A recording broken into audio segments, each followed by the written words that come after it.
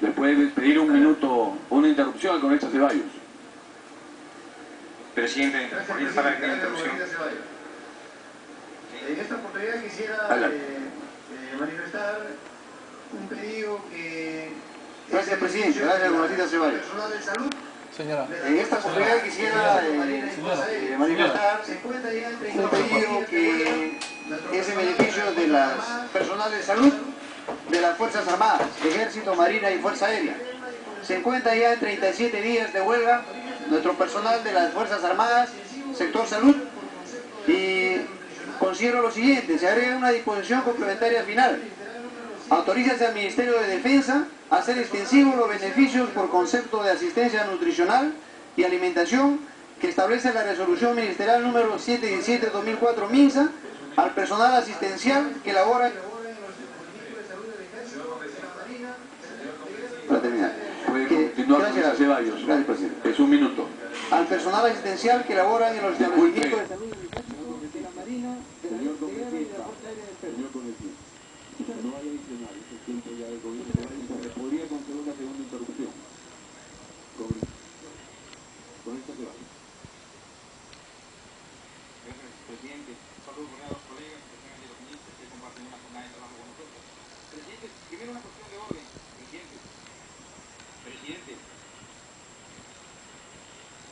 Presidente, para proponer una cuestión de orden, no observo al presidente de la Comisión de Presupuestos, quien es responsable del dictamen alcanzado. Yo entiendo que están acá los señores ministros, pero la contraparte nuestra no está presente. Pareciera este un diálogo de sordos. Con la consideración que me merecen, creo que será difícil su presencia aquí. Muy amable de que estén o no los técnicos. Esté en la sala contigua, pero tomamos sus indicaciones y las hacemos.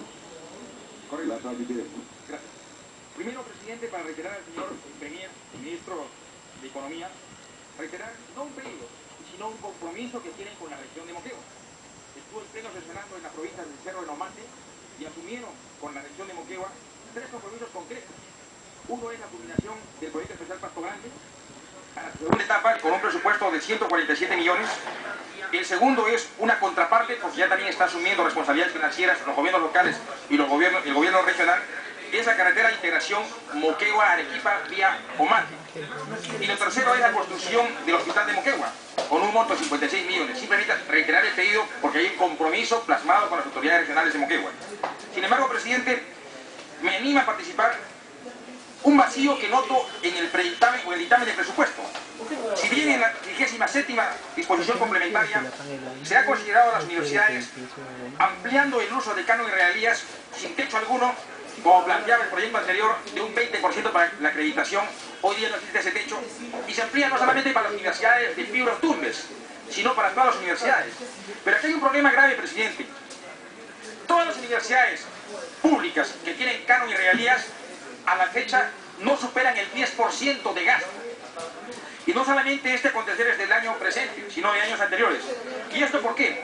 Porque hay un entrampamiento del Sistema Nacional de Inversión Pública, que lo conoce perfectamente el ministro de Economía.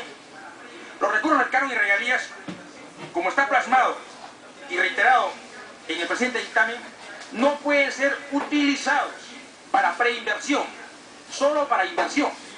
Esto es, la universidad pública tiene canon, tiene regalías en grandes cantidades, pero no puede realizar estudios de perfil, ni mucho menos de factibilidad. Por ello, señor presidente, quiero invocar que se considere dentro del dictamen un añadido en los siguientes términos.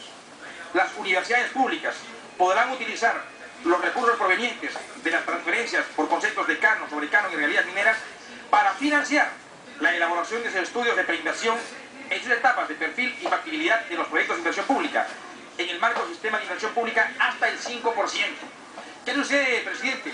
De que las universidades tienen presupuesto, pero no tienen recursos para hacer los estudios, y aparentemente deberían utilizar recursos de gasto corriente. Y este gasto corriente está en cierta forma en falta, siquiera para coberturar lo que es planillas. En este caso no estamos proponiendo ni sugiriendo algún gasto o presupuesto adicional, simplemente que hay una flexibilidad en el sistema de inversión pública para que las universidades públicas puedan coger el 5% y esto destinarlo a estudios de perfil y de factibilidad, y con esto obviamente no tendríamos ningún entrampamiento en el gasto que se esté exigiendo a las universidades. Más aún, en la 49ª disposición del dictamen se ha establecido que se va a realizar un estudio de las universidades públicas respecto al impacto del canon y regalías. Es decir, si se va a realizar un estudio, obviamente que la respuesta es más que obvia, no basta. Pero no basta porque falta capacidad de gasto, no hay gerenciamiento, sino que hay un entrampamiento normativo en el sistema del SNIP. No pueden gastar porque no tienen recursos para realizar los estudios. Por otro lado, presidente, acudiendo a una fórmula equitativa y equilibrada, también tenemos que ser justos y coherentes. Hay universidades públicas que no reciben recursos vía canon y regalías, solo una contraparte de lo que le asigne el Ejecutivo. En ese sentido, presidente, yo quiero proponer que también se añada a la ley de presupuesto la posibilidad de que aquellas universidades públicas de regiones que no reciben canon y regalías puedan acogerse a la ley 29.200. Acuente su bancada. Acuente la bancada. Correcto, gracias, presidente. Sí, sugería de que se añada en el dictamen la posibilidad de que las universidades de aquellas regiones que no perciben canon sobre canon y regalías mineras puedan acogerse a la ley 29.230 denominada obras por impuestos. La ley a la fecha permite que las municipalidades y los gobiernos regionales puedan acogerse a ellas, más no las universidades públicas. En ese sentido, presidente, considero que sería perfectamente posible, viable, pero sobre todo equilibrar, que no solo las universidades que perciben canon y regalías, sino aquellas otras que no lo perciben, también tengan posibilidades de hacer inversión en infraestructura, de hacer investigación, de tal suerte que actuaríamos con mayores criterios de ponderación, de justicia y oportunidad para todos. Es todo, presidente. Muchas gracias.